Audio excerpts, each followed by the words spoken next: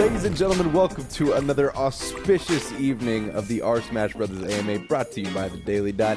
I, of course, am your host, Ian Double John Barker. With me, as always, is Jacob Braille Wolf. Jacob, how are you this evening? Doing well, doing well. I'm glad to hear that. Well, another individual who's doing well is us, because we have a very special guest on tonight. We've got Calvin Gimr Lofton. For those of you who aren't familiar with Mr. Gimr himself, he is the man, the myth, the legend behind virtually every Smash broadcast that you watch right now. VGBootCamp is his brainchild, the broadcast house that puts on some of the latest and greatest tournaments in Smash for quite some time. Also the owner of Xanadu in Baltimore, Maryland, a card shop turned into a beautiful little Smash venue. If you've ever seen Smash at Xanadu, that is he is the proprietor of that establishment. Calvin, how are you doing this evening? I'm doing great, guys. Thanks for having me on. Awesome. That is a beautiful couch, by the way. Thanks. It looks extremely comfortable. You want the story behind the couch? If there's a story behind the couch, yeah, please, let's hear it. My mom gave it to me. It's her couch. Thank you. It's not quite my style, but it's a nice couch. Shout out to Gimr's mom for the couch. Yeah, shout out to Gimr's mom. Thank you so much. Of course, for those of you who aren't familiar with the format, every Monday we give a new Smash guest to the folks at the SmashBros subreddit. The mods very graciously put up a thread for us, and we ask you ask your favorite questions, upvote your favorites, downvote your least favorites, and every Thursday we ask those questions live on the air to our very special guest, Gimr, Calvin, whatever you prefer to be called, the godfather of Smash broadcasting. Are you ready for the worst that the community has to offer? I'm ready. Let's do this. Awesome. Let's get started. So going to our first question comes from, and this is already one of my favorite usernames of the night, Wario's Mustache. Has purchasing your own brick and mortar store front with, oh my goodness. Has purchasing your own brick-and-mortar storefront with the Xanadu venue led to any unforeseen benefits as an organization/small business owner? Were there any difficulties in the conversion from card shop to fighting game tournament hotspot? Yeah, there are some benefits. Obviously, since we own the shop, we can do whatever we want with it. We can make the schedule, and because of that, right now we have 4 weekly events. So Monday we have like Smash 64. We're trying to build the rivals of Aether scene, but it's kind of difficult. Tuesdays, Smash 4. Wednesdays, Melee. And then just recently we started Street Fighter 5 on Thursdays, which should be going live in like an hour. But yeah, last week we got like 4,700 viewers for Street Fighter, so that's pretty cool too. But nice. Yeah, I guess those are the positives, but it's actually like, it's really difficult. We didn't turn it from like card shop into game shop. It was card shop / game shop that let us use the venue for our weekly events, and they were the most popular events at the store. And then in like the first week of September 2014, they kind of just told us our manager's leaving, and we kind of already checked out of the shop. He was doing everything, so you have a week to decide if you want to take over. So it was just not much time to make a decision. And then like we had to hire Apostle full-time, my brother, co-founder of VGBootCamp, to like manage the shop. So he uses most of his energy and resources on managing the shop, and it'd be nice if we didn't have to do that and we could use it to manage a lot of other things, because we have a lot going on. Is it still I'm sort of a tabletop guy myself. Do you guys still sell Magic cards and board games and things like that to keep the storefront open? No, when they left, they sold all their cards and stuff, so they left everything else, though, so all the equipment, chairs, tables, TVs, all that, we got to keep, which was nice. But, I mean, I think someone told me that people would probably be interested in doing tabletop games someday, so we might look into that. But we get all of our money from venue fees. So you literally have enough entrants that you're able to pay the expenses just from venue fees? Most of the time we have to dip into VG's pockets a little bit, but for the most part, it kind of pays for itself. That's actually pretty extraordinary, all things considered. I mean, I know that very few shops out there do, especially the brick and mortar stores that are selling games, do a lot, do any less than doing every tabletop game that's competitive, every card game that's competitive with different specific nights for everything. So, I mean, is it a testament to the enthusiasm for fighting games in Baltimore that you guys are able to stay open despite not having that the merchandising aspect of it?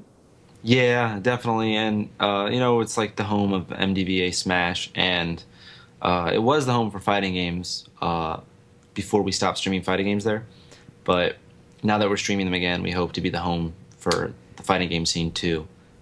That being said, yeah, I mean, we kind of like when we first started doing this in 2012, we had like 4 people, so we really had to build it up to get people to come out.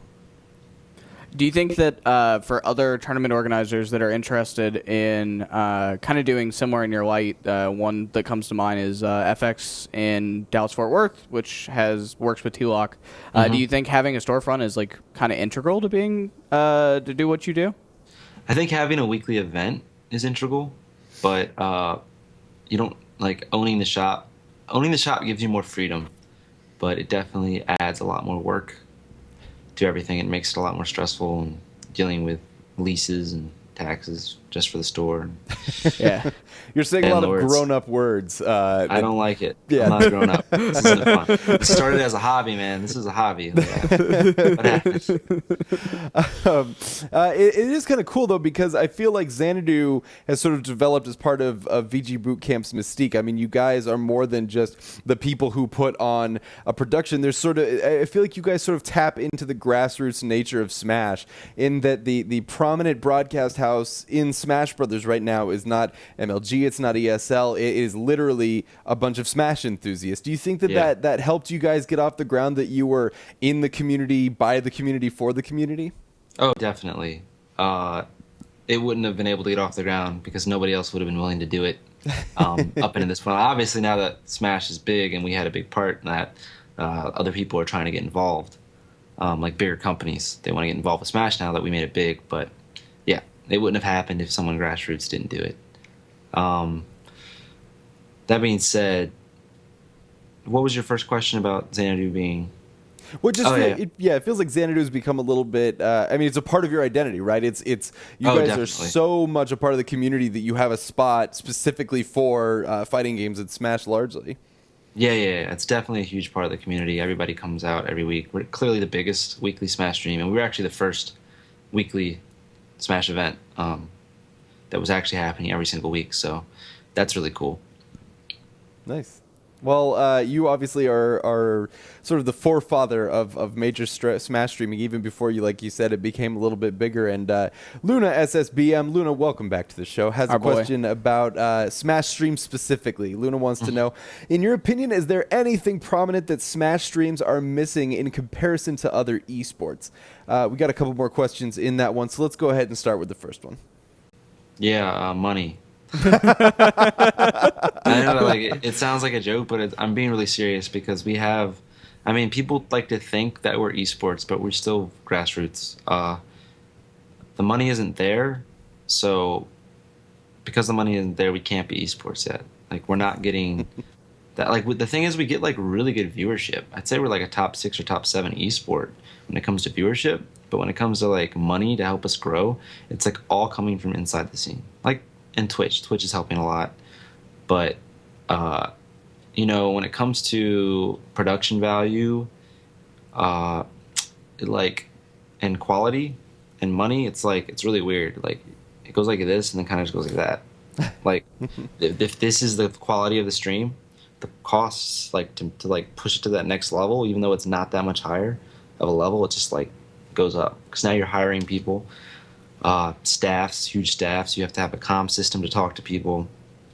You need multiple people on one stream. Like, if you want instant replay, if you really want instant replay done like perfect, you need one person on it because it is like it is a job for one person. If you don't want any hiccups. So, and then like the main way everyone does replay right now is really janky. It works, and like Leva from Europe, he's like mastered it. He does an amazing job with it, but it's a real pain to use. It's not like an amazing system. So shout outs to him for actually making it work so consistently. Do you think that one notable example is DreamHack? Do you think DreamHack is the solution, or like one of the solutions to kind of upping stream quality and just overall tournament organization for Melee? Not really. It helps the players out a lot and stuff, but DreamHack's hiring inside the community to produce their streams. Like Leva did DreamHack in Europe, and we might do DreamHack in Austin. Like, who knows? It might happen. So, yeah, I'm pretty sure.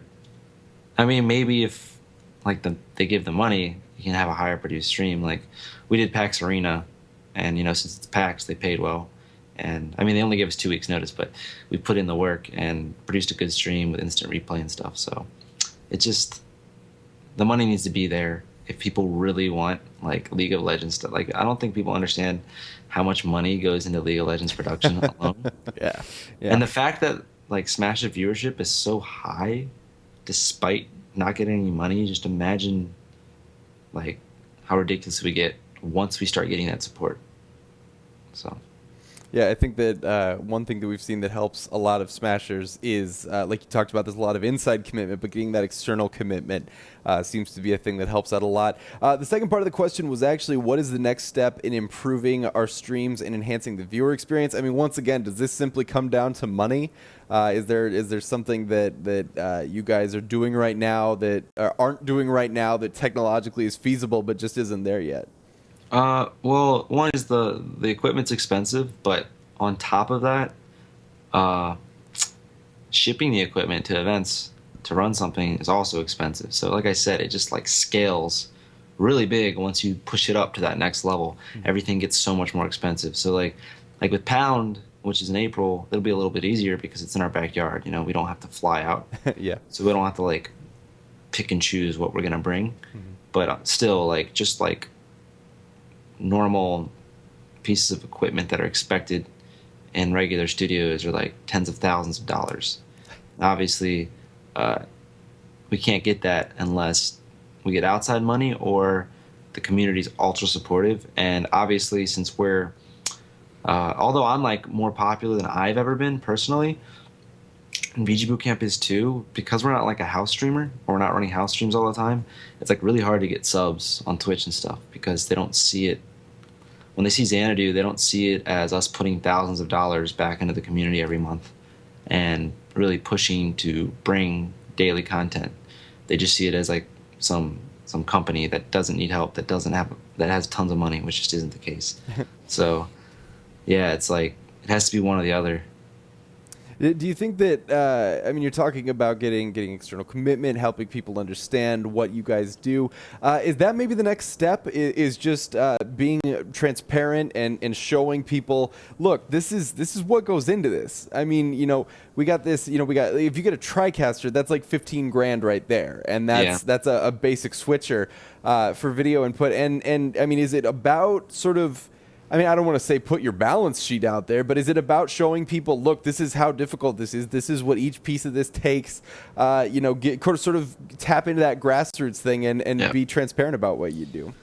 Well, it's about doing it and doing it at the right time because you can only do it once. You can't just keep asking for money or whatever. So we are working on a plan to make being a subscriber to us worth a lot more. Mm-hmm. And bringing even more like premium content that you can only get as a subscriber, or maybe you get it a week early if you're a subscriber to us and you're supporting us, and just making sure everything's done in the correct order and our message is done in the correct way. Because like I said, you can only do it once. The last time we did this was almost 2 years ago. Mm-hmm. With like free Gimr so I could quit my day job. So we have not done anything like this since then. We've been very careful. We don't want to upset the wrong people. We don't want to look money hungry. But we are like, if I'm being honest, we are on a thin line right now when it comes to our operation. It's really expensive, especially with the shop and everything. Yeah, to speak in business terms, a lot of esports is still very much a startup. It's like startups on top of startups on top of startups helping startups, and it's incredible how thin those margins become. The final part of this question, on a happy note, is there anything that Smash streamers do much better in comparison to other esports? Okay, so definitely one, we have streamers. That makes sense. FGC is probably the closest thing to Smash when it comes to grassroots streamers. Like Spooky kind of made Street Fighter big, along with Level Up. They were the two main people. But you also have people like Panda Gaming and a bunch of others, Showdown GG, that are like homegrown grassroots FGC people. But Smash has so many. Like every single region has someone streaming their weekly for no money, and like just really grinding it out. I don't know what their plans are, but it shows the love of the game, and that's like what's really important. We love our game, we love our community, and that's why we have so many people pushing it. But I think the thing we do best is when it comes to uploading like VODs for content. That's one thing that no one else does as good as us anywhere. I mean, like League does it, but they have like 5 matches or maybe like 3 matches on one of their daily streams. Mm-hmm. It's very easy to upload. But like for me, I go to an event and there's like 60 matches, and I upload them within a couple days with thumbnails showing the characters, the player, the event. And even though me uploading it within 2 days is actually amazing, some people upload it even faster, and it like makes people expect me to be able to upload it instantly, which I've done, but it really depends. Like uploading a match instantly really depends on a bunch of things, and it can't be necessarily consistent, but people are starting to expect it, which I think is a bit much. Yeah, you put somebody behind the curtain and they see how much effort goes into putting that stuff up on a consistent basis immediately while you're switching a live broadcast. You know, I think they'll begin to understand why those things take a little bit of a delay. Plus you're more likely to make a mistake when you're running the live event if you try to do stuff like that. So you got to make sure you have the manpower or the capability. I think Leva actually has like the European streamer. He's a really good programmer. I think he like has a automated system, so like it automatically makes the thumbnail for him and uploads the video. Wow, like, based on the stream cool. program, which is like ridiculous. Like that's the one, I'm a jack of all trades, but the one thing I never learned was programming. I was like in that generation where it wasn't required yet. Like, and then right when I graduated, it started becoming required. I have tried to learn programming. I've tried very hard to learn programming. Yeah, I'm also very bad at it when I did try. I tried Flash when I was younger, but I think ActionScript's actually kind of complicated. So Yeah, it's like dealing with math. It becomes its own thing, like this completely different alien language. And if you don't know the language, and if you don't study it, and if you don't practice it, it's easy to get lost in the weeds. So yeah. I would just keep streaming.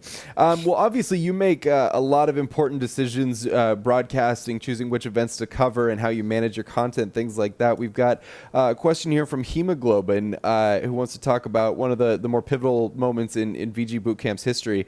Wants to talk about, can you explain the choice between continuing to support Project M and taking VGBootCamp to the next level? Was it a hard choice? Was it a choice at all? Yeah, it was definitely probably the hardest decision I've ever made when it comes to VGBootCamp. Like I said, it wasn't easy. Like my write-up was very short, but it took me like a month to decide, all right, that's going to be the final write-up. I'm very careful with everything, and I wanted it to be perfect, but obviously it wasn't good enough for a lot of people. But it's just, you know, it was just, I guess I could go into it a little more than I have before, but basically it was like September. No, it was after Big House in 2014. I basically got a call from a friend, who I'm not going to say who it was, that just said, you should look into the legality of this. And I was like really pissed off because, you know, when I initially got freed and got my job off, a lot of my supporters were PM players. So like I was actually like on the verge of cussing him out, because I was like, why would you even consider telling me this? But after I cooled off and I looked into it, I didn't realize like how wrong I was and how at risk I was. And like just a month before, we took over Xanadu and signed a year lease. So and just hired my brother Apostle, other co-founder, full time. So it was like, and at the time, YouTube was how we were making most of our money. So, well, it is how we're still making most of our money. But so at the time, it was like, it only takes we have like 6,000 videos on the channel. It only takes 3 strikes for your channel to get shut down. Like, it can so easily, and that would just ruin our lives. So it was a decision made slightly out of fear, but also out of realizing like where we were and how we'd really pushed PM in the spotlight. Big House had like 35,000 viewers, so we pushed it too far. It had gotten too big for what it was, and not just because the Big N is like some evil company that hates anything that is. It's just that after looking into it, there's just a lot of things. Like, just one example that I never thought of until someone brought it to my attention was that they don't even own half the characters in the game, like fully own them. So when they make a game, they're required to protect the copyright, and any mod is technically not protecting it. So like, it puts them at legal issues. So it was a big cluster word of stuff that I never understood. Like, I had no idea. So it was just like really, really sad, because I don't think people realize that, you know, it's not like we got like a huge deal or like money from them or anything. It actually hurt us a lot. We knew we were going to lose a ton of subs on Twitch, and we knew we were going to lose a third of our videos on YouTube, but it was kind of something we had to do. You didn't make a lot of money. You actually sounds like you divested a lot of your inventory, so quite the opposite. Yeah. This is why we don't have a released version of Knuckles in Project M, at least not to the public. Oh, because of copyright? Because of copyright. Wait, Yeah. just Knuckles? I mean... Well, I mean, some of the other characters, but like he was the last one that was in development, like behind the scenes when they shut down dev. So Gotcha. we would have had Knuckles. Yeah, But it's rip Knuckles. Yeah, rip. I can fully understand that position, especially because it can't have been easy for you, especially because in addition to having to sort of I don't want to say spurn, because it's certainly not a decision you took lightly. You were forced to try to bring a group of frustrated, passionate players to understand, you know, your position, because while they play the game and it's a great game and the devs have done a great job on it, at the end of the day, the law is the law. And it can't be easy to sort of put yourself between the law and the game and then have to make a critical decision like that. Yeah, and like, I mean, I kind of just wanted to say my piece and then not say anything else because, well, one, I'm a really careful person. I don't want to say the wrong thing. Mm-hmm. And two, like, I mean, I was struggling too, but I wasn't going to make myself a victim when the announcement I made, like, hurt a bunch of people. Like, they're going to be upset. They're going to lash out. I'm not going to say, no, but you need to feel bad for me. So I kind of just took it and rolled with the punches. But yeah, I just decided to just take the crap and not really try to explain myself. Plus, like, you know, I'm not under NDA or anything like that. Like a lot of people think I am. But there's a lot of things I'm just not going to talk about. That's because fair. I don't think it'd be wise to talk about them. You know, transparency is important up to a certain point. Some things just is nobody's business, and they really have no right to know every single back going on of VGBootCamp and everything that's going on. Mm-hmm. And I'm very careful to speak when it comes to things like that. So that's why I've been a little silent for a while. But I mean, I can take the jokes; they're funny. Well, we appreciate you addressing such a sensitive issue, and I'm sure a lot of fans out there also appreciate it. So thank you. Let's move on to the next question. A little bit more positive notes. Subtle Typos wants to know, VGBootCamp has solidified itself as one of, if not the most prominent streamer for Smash Brothers. How does it feel looking back on what VGBootCamp once was and looking at it now? We've got yet another novel of a question, so we'll go ahead and ask the questions one by one. Oops, guys, one second. Yes. 1 second, I knocked my headphones out. No. Right, I actually thought you were just going to take like a phone call on the air. Like, hold on, guys. I got to hold up. Yeah, I'm doing this stupid show, and it's not me. But the question is, looking back on VGBootCamp's history, how does it feel to be where you are now after what you know it once was? It's kind of crazy, but it's also harder. I mean, I had a full-time job, but it was easy work, and I was doing VG Bootcamp on the side, and that's what made it difficult. But now I'm wearing 20 different hats, and obviously I'm successful and everything, but it's being the owner of two companies is not fun.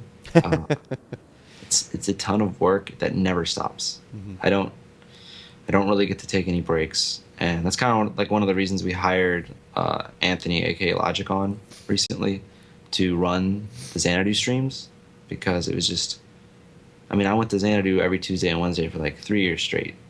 Like, even if I went to a national or anything like that, I had to come back. I had to be there. I didn't get to take days off. So that plus everything else building on top, I just couldn't take it anymore, and we had to figure something out because things are falling through the cracks. There's just so much that we have to do. But back to the original question, it is crazy because I honestly, like, I always pushed hard and I wanted Smash to go somewhere, but in the back of my head until early 2013, I didn't really think it was possible. Like, I was going to keep going at it, but there was no light at the end of the tunnel. There was no like, oh, it's going to happen. Mm-hmm. It kind of just came all at once. With Evo, it was all in 2013. Like, Evo happened, and then the Smash doc got released, and I kind of see it as like the Smash doc was like the catalyst that sparked a lot of interest. And then, like, once I saw that, I was like, all right, I'm just going to go to every single event. And I say VGBootCamp was kind of the container. Like, we kept the flame going long enough and, like, had weekly content for Xanadu and tried to have weekly content on the weekends with me flying out somewhere, where we got big enough where it could support itself and didn't need, like, something viral to keep us popular. So I'm very happy we got to that point. The next part of the question is there anything you would have done differently as VG Bootcamp grew? Probably would have hired someone else earlier on.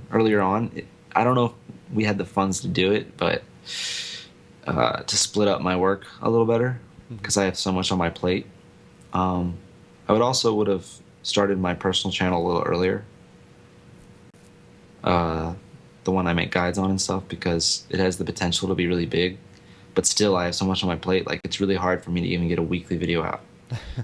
Like, I just had a video that had 160,000 views, and I'm having trouble getting a follow-up video, even though it's like really important that I do that now. So I would have done that. I would have moved out of the house I used to live in earlier. It was a pile of trash. It's not, because, you know, surroundings are very important when it comes to staying motivated and working harder.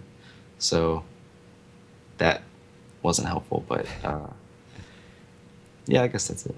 To be fair, you're not just putting out one video a week. You're putting out a lot of videos a week. Yeah. Well, I meant on my like personal channel. Yeah, Sure, because those like enough. I have to put in a lot of pre and post production work on those. That's fair. Well, the last part of the question is how are you managing traveling across the country multiple times over the course of the year to stream tournaments? I'm not. It's awful. Oh God, It's like this is heartbreaking. I fix my sleep schedule, and then like Tournament. tournament happens, and sometimes it's just not possible to get good sleep every night. And then I come back home and I crash, and then I'd spend a week trying to fix my sleep schedule again. So, I mean, we're getting more people out, and like the tournament's budgets are getting bigger, so we can have a bigger staff to help me at the event. But like everything is so complicated that if I were to actually get someone super duper, went to college, worked in the industry, qualified, it would be too expensive. So it's just really weird. I think it's like weird because esports is like still in like the early stages, kind of like gaming in the late 70s, early 80s, even early 90s, I guess. We're trying to figure everything out. Not everything has a system. Even some events that are like super have a lot of notoriety around them, like don't have everything I need, so then I have to like make up for it and then not get sleep or something. So hopefully everything gets more systematic as time goes on. And the fact that most Smash events are run by the scene, Like, we're so organized and have so many great TOs. It's actually kind of crazy. Well, it seems that our chat is being very vocal about supporting you. Everyone's saying keep up the good work and how much they love you in VG Bootcamp. So that's good. Oh, thanks, guys. Yeah, there we go. There it is. It looks like a heart. Moving on to our next question, John R754. You wanted to talk about the community. Here's a few more streamers to think about. What do you think of other streamers such as Showdown, T-Lock, and Clash Tournaments? I'm gonna include Geeky Goon Squad on there. That's Leva. They're doing a great job. I mean, it's hard work, and I know for at least a couple of them, it's probably not like super profitable at the moment. So they're still on the grind phase where they're trying to push past that certain point. The thing is, like, the market's changed a little bit, so like I don't know if it's possible anymore. For a really small stream, none of them are small streams, by the way, but to like break out into this scene, because the needs kind of been taken, and to get a really good event is hard now, unless you're one of the top streamers. So that's a little weird, but they're all doing a great job. I know T-Lock's been at it for a really long time. I think Showdown's been at it since early 2014. It might have been a little earlier than that when they started the Smash at the Foundry event, and they did a really good job at Genesis. They got over 100,000 viewers, so that was great. And then, Leva in Europe, like, constantly improving his technology and his programming and stuff, but unfortunately, because he's in Europe, he has bad viewership times while everyone in America's asleep, and the European scene isn't as big when it comes to viewership, so if you're from Europe, you need to give him a sub and help him on Patreon. Like, if I was a European player, well, I already subbed to him, but I just, like, there's got to be at least, like, 5,000 active European players. Like, not super active, but active. So I don't see why they haven't, like, because they know he's amazing. I just don't see why he hasn't gotten a bunch of subs yet. I don't know. It's confusing to me. Isn't that the struggle of being a content creator, though, isn't it? Is you do the work and the audience is there and people appreciate it, so why hasn't the revenue stuck? Why haven't the more permanent things stuck? Yeah. It's a struggle, to be sure. Definitely. Leva killed B6. Like, Geeky Goon Squad did a really good job. That was really well done for a European event. Well, and hopefully people will see stuff like the rivalry between Westballs and Leffen. I mean, that was like the highlight of the event, is seeing those two go at it, and they'll see that Smash is this great thing. I mean, there's already a large and growing group of Street Fighter players over there. It seems to be, even though people don't want to say that Super Smash Bros. Is a fighting game or whatever, the FGC scene and the Smash scene seem to grow in tandem. So hopefully, maybe it's just a matter of making the European continent aware of Smash Brothers, and the numbers will follow. Maybe. I mean, like, he gets like 200 to 300 viewers, so, like, easily. And I mean, like, they go to the events. Like, the people at the events should be subscribing to him, I feel. Like, it should be, because they're always, like, saying how awesome he is, and it's only $5 a month. I mean, let's be real. Unless you're really bad with your finances or you're dirt poor, $5 a month is not a lot. Because if you're good with your finances, you're not eating out every day and everything. So, like, it's just one Big Mac at McDonald's. I think I'll say even one better that actually helps esports in general. If you have ad block, either uninstall it, disable it, or whitelist your favorite sites. I cannot tell you. I'm not saying this for our purposes. I'm saying it for esports in general. You have no idea how badly ad block hurts revenue, specifically in esports. And I think ad block actually added something where you can whitelist a whole YouTube channel now, because YouTube doesn't put your channel URL. Yeah, true. So they figured out a way to link it so you can whitelist the whole channel, and I would definitely suggest that, because that's how I get most of my money, and only like 20% of my views are have ads play. Most of them, 80% of you guys have ad block on, but like you wouldn't even need to subscribe to me if everyone just turned off ad block. Like, Yeah. we would be doing really well. We'd be able to put even more money back into the community. So, and especially in YouTube, where you know that the video is going to play after the ad's done anyway. It's not like I mean, sometimes I get frustrated with front roll ads on Twitch just because I'll tune in for a really hype moment for like an Evo or a Genesis, and then I have to watch a 30-second ad, and by the time it's done, like that I understand. But for YouTube specifically, where it's just 15 seconds of your time, and then you get to see the video anyway, completely uninterrupted. I feel like I'm harping on this issue a little bit too much, but I mean, just know. but also if you like, it's the ones where you skip after 5 seconds, like the content creator doesn't get as much, but they still get ad revenue if you watch that and then skip it. Mm-hmm. So, and that's what most of the ads are. Most of the ads are skippable after 5 seconds. Mm-hmm. So it's not like, I mean, I do have 30-second ads turned on, unskippable. They happen sometimes. It's not it's like, it's just better to do that. Like the ad revenue goes way up when that's on. But if you like our content, consider it. Yeah, just give me. And as somebody who has actually completely uninstalled AdBlock from his browser, I swear to you, after like a couple weeks, you barely notice them. They're just a part of your online existence, and you get over it. You know, we can let our chat take a guess here. Anyone want to guess which department of dailydot.com has the most AdBlock users? I'll give you a hint. It's eSports. Moving on. We don't want to talk about our anything like that. Let's move on to our next question. Although people clearly want to talk about money. CN Skateful wants to know, what does a Twitch partnership entail? Do you get kickbacks for channel growth, weekly unique views, impressions delivered? How could it be better for streamers while still being fair for Twitch? It's like we get a cut from ad revenue, and then we get our subscribers. We get a cut from our subscriber revenue. So that's basically it. We don't really get money for like views specifically. Like, oh, if you get to 5,000 views, we're gonna cut you a check. Here's but $100. I mean, yeah. But Twitch is actually really supportive of Smash, so they're always trying to help. I mean, they have 2 employees that their job is solely for Smash growth, and then they're like 6 employees that are actually Smashers that just have other jobs. So they're always trying to help. They're always trying to grow the scene, and they understand the what's the word?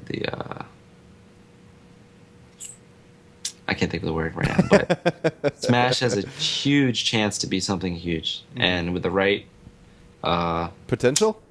Yeah, potential. There we go. Has the potential to be. I honestly think Smash has the potential to be the biggest esport if we get backing, like real money backing, and like real support and licensing, because there's a reason Melee is 15 years old and it's still popular.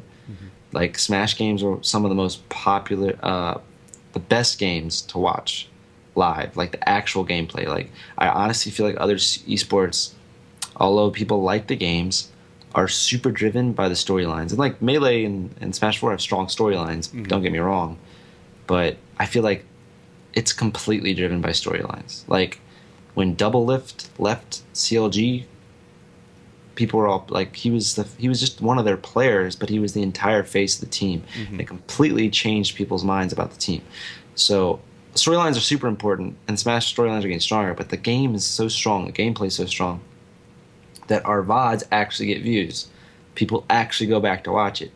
I'm guessing that with something like the Super Bowl or anything like that, unless it was a super close game and something cool happened, I mean, they never replay it on TV, right? It happens once, it's it. It's a one-time thing.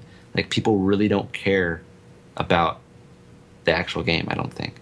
But Smash has that. That's one really special thing about Smash. I think it's something that Brood War had too.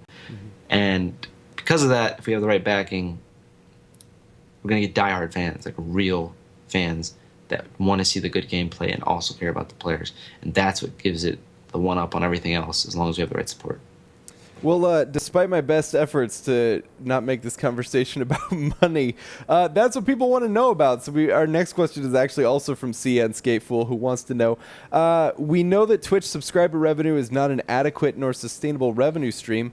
Will you explore other ways of monetizing the gaming and streaming services you offer that you haven't implemented yet? And can I actually interject real quick and say that there are people out there that make a living. I mean, not an incredibly lavish living, but do make a sufficient living by being streamers, are there not?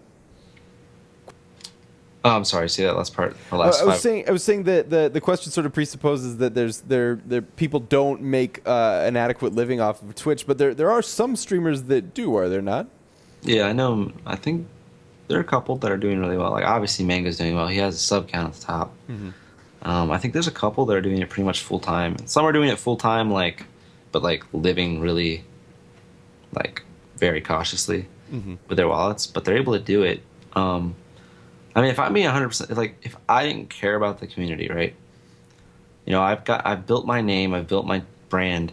I could literally just become a variety streamer and just stream 8 hours a day and focus on that and focus on my personal YouTube channel.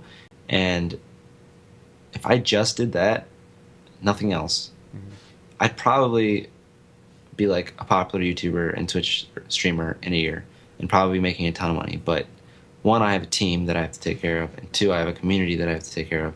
So I'm not going down that route. But I don't think people realize that I could do that if I wanted to. Like I could take the money and run, even though there just isn't that much money there, and actually make something for myself with all of this if I didn't care about the community. But yeah, there are a lot of people that make money off it, and there's some ideas we're coming up with to make additional ad revenue. Obviously, sponsorships is one, which is kind of hard to get in a grassroots scene. They're a lot more hesitant to bite. But and then I was thinking about Patreon, but the problem is we already have our Twitch subscription service, so I don't like the idea of having multiple areas where I'm asking for money. I'd like to centralize it and just give all the benefits there. But I don't know. I'm trying to come up with a plan, but I don't know what the best thing to do is. There's so many options, and none of them can integrate with each other. So, and it's not good to say, oh, you can go on Twitch or you can go on Patreon. We gotta figure something out. Well, take a lesson from GOM TV and do not put your videos behind a paywall because sadly in eSports that none of us have for $20 a month to spend watching StarCraft. GOM. Yeah. If we put the videos behind a paywall, it'll be you get to watch it early thing, but they'll be public later. Yeah, that seems to be, I know that's something that Day9 did on his channel, where if you were a subscriber, you got to see his videos right away, but then they went up sort of one every day, sort of really spaced out, and it seemed to work pretty well for him. Now he's making a new game. Hi, Day9. He's making a game? Yeah, you didn't hear about that? Is it called Day9? It is not called Day9. It is called, I believe it's called Artillery. It's an RTS, and he's the game designer, and it's supposed to be, I don't know, I've heard that it's pretty good, but they're also taking it sort of slow, so he's sort of focused a lot more on the game dev stuff than streaming lately. So, dang, that's cool. Yeah, I thought so. Moving on to our next question. The next one is from The Jerks Is Us, another one of my absolute favorite names. The Jerks Is Us, welcome back. Where do you see VGBootCamp in 5 years? I can't really answer that question. I could say a year or two, but the scene is so changing all the time that we have to constantly adapt every 6 months to what's going on. So it's really actually, with esports being so nimble right now, and Smash especially, it's hard to really say what the plan is. I mean, that's one of the reasons I only sign yearly leases at our shop, because I don't know if this stuff's gonna be around in 2 years. The scene's obviously gonna be around. We already have the following and it's growing, but I just don't know where we're gonna be at. Who knows what hurdles are gonna come up. But we do want to, we started this weekly fly someone out to Xanadu thing as to show what we want to do, but if we're being honest, we can't really afford it, except for like the next couple months. And we wanted to show you guys like, all right, this is hype. You know, Xanadu's more than just a weekly with all the regulars. Like, we're actually bringing people out. It's something new. It's something fresh every week. And trying to bring more content like that so we can get more support from the community. I mean, obviously, I don't try to victimize myself and or anything like that, so I don't ask for money a lot. I don't like let them know that we need the help, but eventually I will. It'll be done in a certain way. It's not just going to be a Reddit post or something. Like, it has to be planned out and done right to make people understand exactly what's going on and what we need the money for and what we'll be doing for the community with the money. I mean, in your defense, though, Smash is not at a point where you're like a corporation asking for a personal loan from people. I mean, we're still at a point where players say that maybe they can't afford it because they can't afford to go to a big tournament because they've had to make repairs to their car, something like that. I mean, to be frank, as a member of the Smash community, you know, it's not so... I guess it's not in such poor taste that VGBootCamp would sort of be open about the fact that they want to do these special things, but the money just isn't there yet. I mean, at this point, if you want to pay for your plane ticket to a major tournament, you pretty much have to win the thing, especially for the Swedes. Poor Swedes. Yeah. I mean, thankfully they have sponsors though, so hopefully they cover their flights for the important events. But yeah, I know what you're saying. Like, it's still pretty small. But like with me, especially with the whole like everybody thinks that, like I should have addressed this earlier, but there's just like a lot of half truths about, you know, us ending PM and like this thing started where VGBootCamp would not have been successful without PM, and PMers are the only ones that subscribe to them, and the only reason I got out of my job and stuff. So if I ask for money again, they're like, people are going to bring that up. They're going to, if I ask too soon, they're going to say, well, you screwed PM over and they're the ones that made you successful. So that's one of the main reasons I can't just go out there and ask for money. But although it's like, and then the reason I said half truths is because I'm not going to deny the fact that the PM community was very supportive and they were a lot of our subscribers and they helped us out a lot. But to say that like they were the sole reason is a bit stretching the truth, especially since by the time before we even showed any signs that we were going to stop streaming the game, our subscriber count dropped tremendously, and I was actually going to ask for more help, but then at Big House during Melee finals we got like 100 subscriber train that pushed us back over during Melee. So like I didn't want to say that though because like I said, they're hurting. I stopped streaming their game, and they have the right to be upset, and I'll let them take it out on me, and I'm not going to go, well, actually the truth is blah blah blah, because that's just in bad taste, and it's not gonna work out. But it's been a year now, so hopefully after a year I can be like, well, that's partly true. It's not 100% true. And when it comes to actual channel growth, Melee's the reason our channel blew up, and our channel blowing up helped bring eyes to PM at our weeklies. That's the truth. Sounds like the politics are certainly tricky to navigate, yeah, especially in a community that's so very passionate. Yeah, I mean it's a great game. I mean, yeah, certainly is. Certainly is. Sadly, it just lives a tenuous existence on the legal fringe. Well, let's move on to the next question, which is from PK Vivid. PK Vivid wants to know what inspired you to start VGBootCamp. Basically, what happened was, this is probably gonna be a little long story, but I played Melee. That's how I discovered the scene. And what I like when it comes to playing games, for some reason, like I either like a game with a really good storyline that draws me into it and I want to figure out what's going to happen,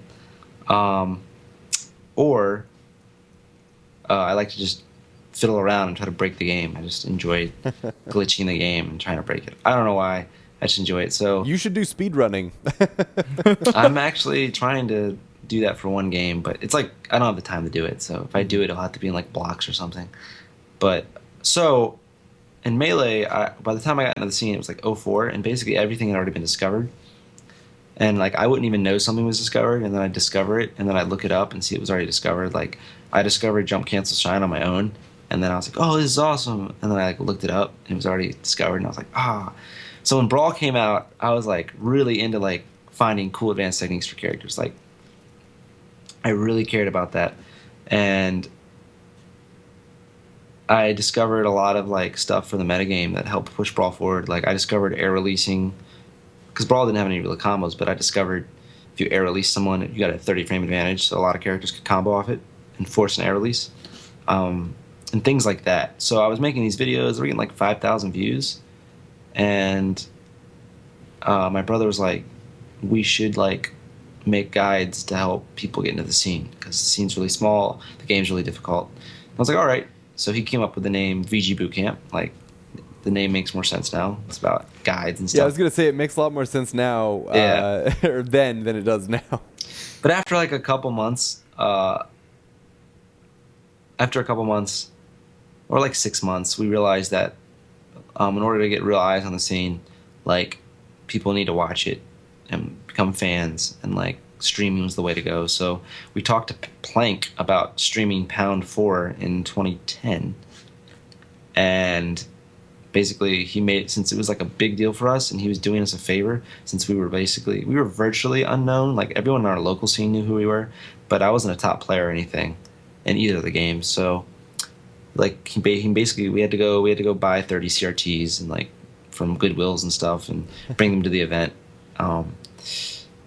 And because of that, we got to stream the event and people knew who we were. And just after like just a slow crawl of working hard, we were like one of the top streamers. But then in the end of 2013 is really when we broke out, and just like I just went crazy and just worked really, really hard after the documentary came out. Well, it was before the doc came out, I was working hard, but after the doc, I was like, this is the correct decision. Like, this is the moment where Smash is going to blow up. I need to be on top of this. I feel like at a certain point, someone needs to open like a small business that creates CRT televisions, like the same way that people reproduce old car parts. Yeah. I can't imagine it would be profitable. Their primary consumers would be you guys and Melee and players. Xanadu. Yeah, Melee players. It's interesting to hear that you guys started out, as the people making the guides, and then you sort of moved on to streaming and production. Was it just did you learn the streaming and production skills through the content production, or would you say that you had a background in that? I learned as I went. I mean, I have a small background in it, but I'm not super trained. My oldest brother, who isn't part of the company, went to school for it, so he knows a lot. So whenever I needed help with something specific, he was able to like explain things to me, which helped a lot. And like other people in the community, like we touch ideas back and forth, especially with Melee, because like capture devices for that are not really enlarged. It's mostly HDMI. So trying to find the best capture device for Melee was difficult. But yeah, it just came through a lot of hard work and trying different things and finding a good setup. But now it's got to the point where, I have to consult people sometimes, etc. Consulting fees for production, etc. Well, you're killing it. So obviously, whatever you're doing is working out, and we're obviously happy to watch the product that you put out. We're gonna move on to our next question. Another one from CN Skateful, who is on a roll. Get it? Skates, roll. Oh gosh. CN Skateful wants to know: do you feel restricted by the size or cost of Xanadu? What would be a more ideal yet realistic location for Xanadu to still get high-level talent and be more accommodating to larger turnouts? In the dream world, we would find a place that's metro accessible. That's like a bar / food place with like a ballroom. That would actually be the ideal spot. Kind of like Showdown has at the Foundry, because it's very inviting. You get to eat, you get to drink, you get to have a good time, and we don't have to worry about running the shop. And because of like the popularity of Xanadu, I think if we were in that area and it was at a good shop and it was in a bigger spot, we could get like 200 people a night. and that would be very beneficial to the owners of the restaurant to get 200 people on a weeknight, multiple times a month, multiple days a week. That would be the dream. I would really like. It'd be really cool to like open a place like that called Xanadu, like rebrand it, have like a bar and a kitchen somewhere that's metro accessible. Like that'd be really, really cool. And I think it'd get a ton of people out eating and drinking and stuff. So it'd definitely be able to pay for itself and profit. And just to have that off our chests would be a lot easier to not have to deal with that. Like there's so much we're dealing with right now. To have to own a shop too is a little ridiculous. If only there was a city that was tech forward and cool and had a lot of gamers in it, where you could come and set up a great bar with. Wait a minute, Austin, Texas, huh? I can't be stepping on T-Lock's toes.